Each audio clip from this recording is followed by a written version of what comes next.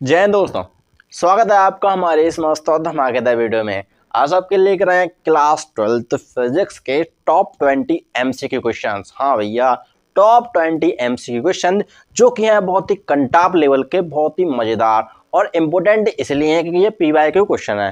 तो चलो भैया स्टार्ट करें। बट इससे पहले आपको, अगर ये वीडियो आपको अच्छा लगता है, तो लाइक शेयर सब्सक्राइब अवश्य करें। ओके भैया। तो भैया ये जो क्वेश्चन है आपको थोड़ा अलग टाइप के मिलेंगे। कैसे? आपके ये क्वेश्चन मल्टीपल चॉइस मतलब ऑप्शन वाले तो होंगे, मतलब आपको एग्जाम में तो ऑप्शन मिलेंगे, बट इस वीडियो में आपको इन क्वेश्चन के ऑप्शंस नहीं मिलेंगे। डायरेक्ट आपके सामने क्वेश्चन होगा डायरेक्ट, और उसके बेस पर आपको बताना पड़ेगा क्या कि भैया इसका आंसर क्या होने वाला है।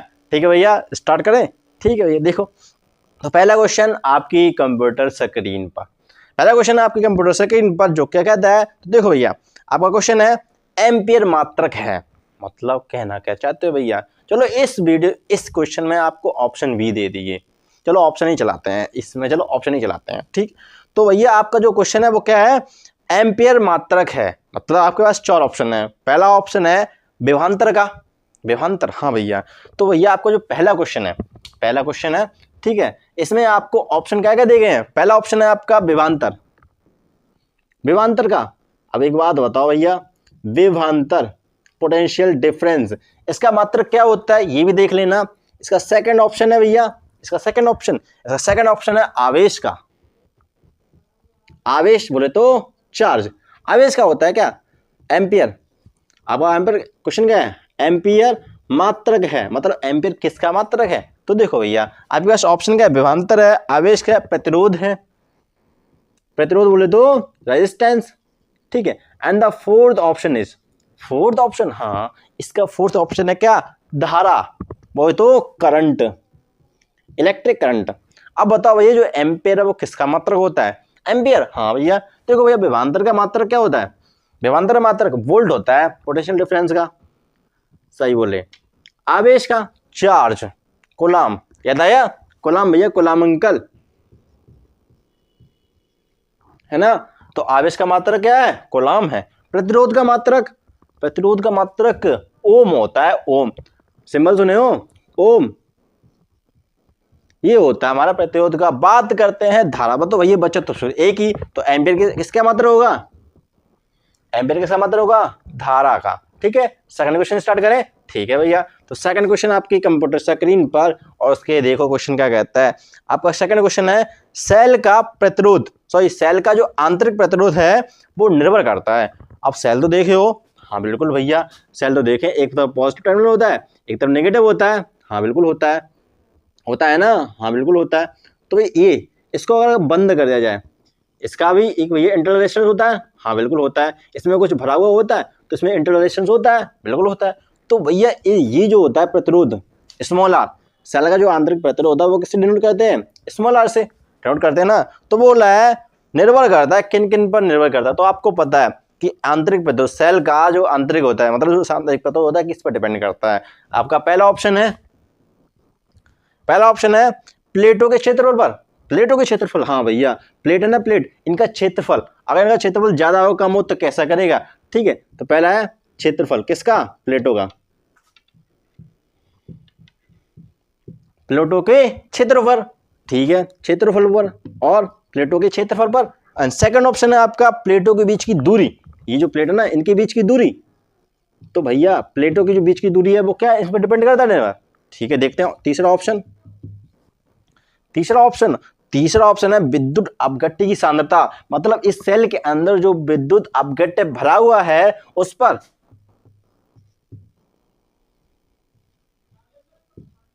विद्युत अपघट्य स्मॉल आर, ये इन चीजों पर डिपेंड करता है या नहीं, या इसमें आप तो किस पर डिपेंड करता है ये आपको बताना है, या उपर्युक्त सभी पर। अब बताओ भैया इनमें जो मतलब ये चीजें दी गई हैं इन सभी पर डिपेंड करता है या फिर किसी एक पर डिपेंड करता है? तो देखो भैया बात को ऐसे है, जो सेल का आंतरिक प्रतिरोध होता है वो प्लेटों के क्षेत्रफल पर भी डिपेंड करता है, बीच की दूरी पर भी डिपेंड करता है, विद्युत अपघट्य आपने कैसा लिया है, दुर्बल लिया है, प्रबल लिया है, इस पर भी डिपेंड करता है। तो इसका आंसर हो गया उपर्युक्त सभी पर। समझ गए कि ये जो सेल सेल का जो आंतरिक प्रतिरोध होगा वो तीनों चीजों पर डिपेंड करता है। ठीक है, ओके। देन क्वेश्चन नंबर 3 आपकी कंप्यूटर स्क्रीन पर क्या है, देखो क्वेश्चन है आपका, किरचॉफ के प्रथम एवं द्वितीय नियम क्रमशः प्रदर्शित करते हैं। किरचॉफ का पहला नियम पता है ना, धारा नियम। तीसरा, ठीक है, किरचॉफ का फर्स्ट नियम क्या है, फर्स्ट लॉ आपका है धारा नियम। और दूसरा सेकंड क्या है, वोल्टता का नियम। हाँ बिल्कुल, वोल्टता का नियम, केवीएल, वोल्टता का नियम। अब बोल रहा है कि क्रम से प्रदर्शित करते हैं, तो देखो भैया आपका पहला ऑप्शन है रैखिक संवेग और कोणीय संवेग संरक्षण के नियम पर। तो भैया एक बार बताओ, जो किरचॉफ का फर्स्ट धारा नियम और वोल्टता नियम है वो क्या रैखिक संवेग संरक्षण और कोणीय संवेग संरक्षण पर डिपेंड करता है, पहला ऑप्शन। ठीक है भैया, दूसरा ऑप्शन है आवेश संरक्षण और ऊर्जा संरक्षण के नियम पर। देख रहे हो ना ऑप्शन, बिल्कुल। एंड सी ऑप्शन क्या है, सी ऑप्शन है द्रव्यमान संरक्षण और ऊर्जा संरक्षण के नियम पर। तो भैया बताना जरूर कि फर्स्ट और सेकंड जो किरचॉफ के नियम है वो किस पर डिपेंड करते हैं, किसके नियम पर संरक्षण है। और चौथा है आवेश संरक्षण और रैखिक संवेग संरक्षण के नियम पर। तो भैया इसका जो आंसर है, इसका जो भैया जो पहला फर्स्ट जो धारा का नियम है ना, धारा नियम, ये पता किस पर डिपेंड करता है, आवेश संरक्षण के नियम पर। इसका ऑप्शन है पता क्या, सेकंड वाला बी इज करेक्ट ऑप्शन। क्या है, आवेश संरक्षण, ये आवेश को संरक्षित रखता है धारा नियम, और जो वोल्टता का नियम है ये ऊर्जा संरक्षण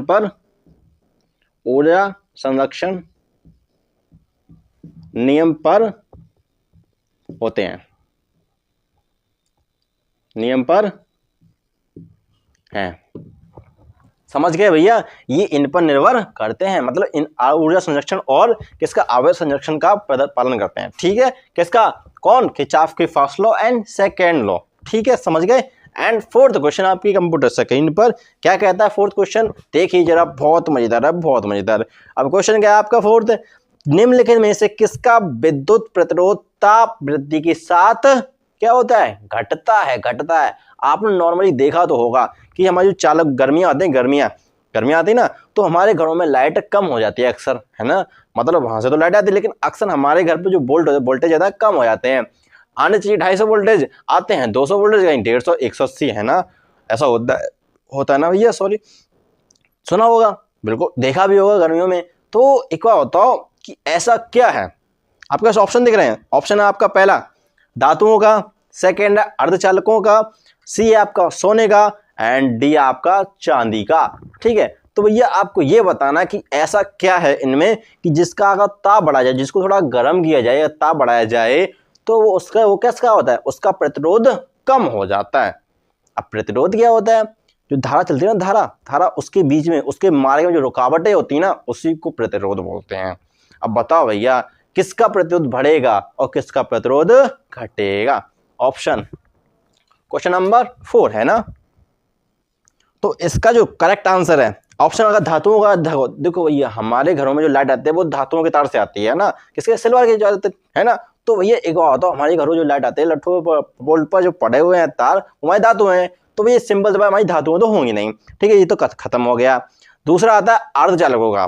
तो आपने अर्धचालक का चैप्टर तो पढ़ा है ना, बिल्कुल। तो उसमें क्या होता है, 0 डिग्री सेल्सियस पर वो हमारे कैसे होते हैं, मतलब 0 केल्विन टेम्परेचर पर अर्धचालक जो होते हैं हमारे कैसे होते हैं भैया, बताओ। आपने सोलर प्लेट तो देखी है, जब हमारी धूप नहीं निकलती है तो हमारे घर में तो हमारी लाइट नहीं आती है, और जैसे ही हमारा टाइम आती है, सूरज निकलते हैं, तो आपने क्या होता है, घर लाइट आ जाती है। इसका मतलब अगर आप ताप बढ़ाओगे, टेम्परेचर बढ़ेगा, तो उसके रेजिस्टेंस कम हो जाएगा और उसमें धारा बहने लगेगी, है ना। तो इसका जो आंसर होगा करेक्ट वो कौन सा है, बी वाला। कौन सा, बी इज करेक्ट। इसका बोलते हैं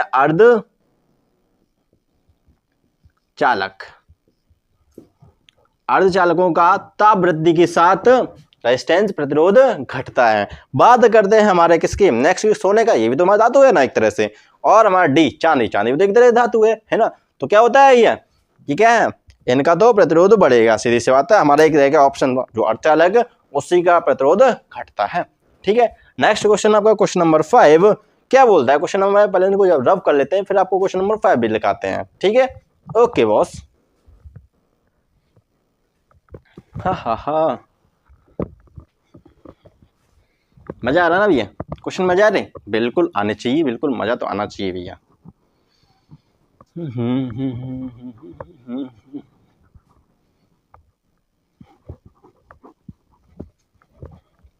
एंड क्वेश्चन नंबर 5 क्या कहता है कि निम्न में से कौन सा उपकरण व्हीटस्टोन सेतु के सिद्धांत पर कार्य करता है। कुछ समझ गया, आपको ऑप्शन दिए गए हैं। ऑप्शन 1 है आपका मीटर सेतु, हाँ। दूसरा आपका व्यवमापी, हाँ जी। एंड तीसरा है धारामापी भी, हाँ। एंड डी है आपका क्या है, मोटर। बताओ भैया, लगाओ थोड़ा सेंस और बताओ कि इसका करेक्ट आंसर क्या होगा। बोला है क्वेश्चन, निम्न में से कौन सा उपकरण व्हीटस्टोन सेतु के सिद्धांत पर कार्य करता है। तो एक बार बताओ, ये देखो जो मीटर सेतु है, मीटर सेतु देखो ना, 1 मीटर का तार लेते हैं और अपने जोके को लेते हैं और वही चेक करते हैं इसको, है ना। और हमारा एक व्यवमापी, एक धारामापी तो पता है, नाम में दिख रहा है, ये धारा को मापने वाला है, ठीक है भैया। अब एक बार बताओ, मोटर तो साला अलग ही दुनिया में जी रहा है, ये तो कुछ अलग ही सिस्टम है। तो इसका जो आंसर है करेक्ट 5 का जो करेक्ट आंसर है वो आपका क्या है, ए। कौन सा भैया, मीटर सेतु, हाँ जी, मीटर सेतु। देखे ना, सुने हैं ना, सेतु हमने पहले तो गलत लिखा है सबसे पहले, ठीक है। तो जो मीटर सेतु है ये व्हीटस्टोन सेतु का सिद्धांत का पालन करता है। व्हीटस्टोन सेतु, समझ गए, आंसर क्या है, मीटर सेतु, ठीक है। एंड क्वेश्चन नंबर 6 क्या कहता है, देखो भैया क्वेश्चन नंबर 6 है, यदि किसी तार को खींचा जाता है, मतलब यदि किसी तार को खींचकर उसकी लंबाई 4 गुनी कर दी जाए। कोई तार है भैया, ठीक है, तो उसको खींचा जाता है, उसकी लंबाई 4 गुनी कर दी जाती है, तो उसका विशिष्ट प्रतिरोध होगा क्या भैया, स्पेसिफिक रेजिस्टेंस पूछा है, बोले तो रेजिस्टिविटी पूछी गई है कि उसकी रेजिस्टिविटी क्या होगी। तो बता सकते हो क्या आप, रॉ की वैल्यू पूछी गई है। अब देखो भैया, ए ऑप्शन आपका 16 गुना, क्या वो 16 गुना हो जाएगा, ठीक है, देखते हैं। बी आपका अपरिवर्तित रहेगा, सी आपका 4 गुना हो जाएगा, एंड डी 1/4 रह जाएगा उसका प्रतिरोध। पाइप देखिए हो, पाइप, उसमें जब पानी गुजारते हो, थोड़ा मोटा पाइप लेते हो तो उसका क्षेत्रफल ज्यादा होता है, तो क्या होता है, तो उसमें पानी आसानी से निकल जाता है। अगर आपने 6 इंची के पाइप में अगर आपने 3 इंची पानी निकाल दिया तो इजीली निकल जाएगा। मतलब इतने मोटे पाइप में अगर इतना सा पानी निकालना चाहते हो निकल जाता है। सिंपल है, देखो आपका समर का पाइप है, हाँ है, मोटर वाला पाइप है, मोटर वाला पानी है। आप समर के पाइप में अगर मोटर का पानी को निकालोगे तो इजीली निकलेगा। तो मतलब क्या है, उसका एरिया ज्यादा है, मतलब उसमें प्रतिरोध कम है, रुकावटें कम आ रही हैं। अगर इसी का जस्ट उल्टा हो जाए, मोटर के पाइप में समर का पानी निकाला जाए तो क्या होगा, ऐसा पाइप काम ही नहीं करेगा, पाइप फट जाएगा, है ना, यही होगा, क्योंकि उसमें बहुत ज्यादा पानी निकलता है ना, क्रॉस सेक्शन एरिया उसका कम है। तो इसी तरह से हमारा रेजिस्टेंस होता है। अब इसमें क्या है, तार पहले पतला था, इलेक्ट्रॉन भैया कैसे थे, पहले तार कितना मोटा था, ठीक है। अब उसको हमने लंबा किया, लंबाई बढ़ाई तो उसकी क्या है, मोटाई कम हो गई। जब मोटाई कम हो गई तो उसमें इलेक्ट्रॉन के बीच क्या गया, रेजिस्टेंस बढ़ गया, है ना, इजिली नहीं कर पाएगा तो प्रतिरोध बढ़ेगा। बट यहाँ पर किसकी बात हो रही है, यहाँ पर बात हो रही है स्पेसिफिक रेजिस्टेंस की, विशिष्ट प्रतिरोध की। तो विशिष्ट प्रतिरोध मतलब कहना क्या चाहते हो, तो देखो भैया हमारा विशिष्ट प्रतिरोध का फॉर्मूला होता है ρ इजिकल टू RA/L, है ना, ये होता ना, बिल्कुल होता है, ρ इजिकल टू RA/L। अब भैया ये बताओ रेजिस्टेंस का फॉर्मूला क्या होता है, V/I वाला नहीं, V/I वाला नहीं, जो आपका धातु पे चालक पे डिपेंड करता है, मतलब धातु में अंदर से निकलता है, वो क्या होता है, mL/Ne²A, है ना, यही होता ना रेजिस्टेंस का फॉर्मूला, हाँ बिल्कुल होता है। चलो इस R की वैल्यू यहाँ पर पट गई हो, ρ इजिकल टू mL/Ne²A/,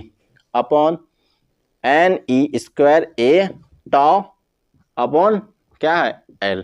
तो L से L कैंसिल आउट, मतलब जो हमारा प्रतिरोधकता होगी, जो स्पेसिफिक रेजिस्टेंस होगी, वो लंबे पर तो निर्भर करेगी नहीं। बात करते हैं क्षेत्रफल पर, तो भैया क्षेत्रफल ही क्रॉस हो गया, तो इसका मतलब कुछ समझे, जो हमारी प्रतिरोधकता आई वो आई M/Ne², ये क्या भैया, M है ना, सॉरी, M/Ne²। तो जो हमारी स्पेसिफिक रेजिस्टेंस आई वो हमारी किस पर है, एक तो धातु की मतलब m उसका द्रव्यमान है, ठीक है, और n मतलब उसमें इलेक्ट्रॉन की संख्या कितनी है, e इलेक्ट्रॉन मतलब वो चार्ज है, ताऊ विषांति काल। अब मतलब को समझे, ये जो हमारी स्पेसिफिक रेजिस्टेंस है वो पदार्थ पर डिपेंड करती है, पदार्थ पर मतलब कैसा आपने चालक तार लिया है, इस पर नहीं आपने कितनी लंबाई बढ़ाई है, कितना क्षेत्रफल लिया है, डजंट मैटर। इसका मतलब इसका जो आंसर होगा वो क्या होगा, अपरिवर्तित। अपरिवर्तित रहेगा भैया। इस तार का जो आपने 4 गुना लंबाई बढ़ाई है, इसका जो प्रतिरोधकता होगी, इस पर विशिष्ट प्रतिरोध होगा, वो क्या होगा, अपरिवर्तित। ठीक है, तो आज के लिए बस इतना ही रहेगा क्योंकि वीडियो हमारी थोड़ी बड़ी हो गई है। फिर बताएंगे आपको नेक्स्ट वीडियो में लेकर बहुत मजेदार क्वेश्चन, क्योंकि भैया हमारे पास इतना सिस्टम बड़ा नहीं है, लेकिन हमारा सिस्टम हीट हो गया एक तरह से। ठीक है, फिर मिलेंगे नेक्स्ट वीडियो में। राम राम, जय हिंद। अगर वीडियो अच्छी लगी तो लाइक शेयर सब्सक्राइब अवश्य करें। ठीक है, तो चलते हैं। राम राम, जय हिंद। क्या लग रहा है अपना।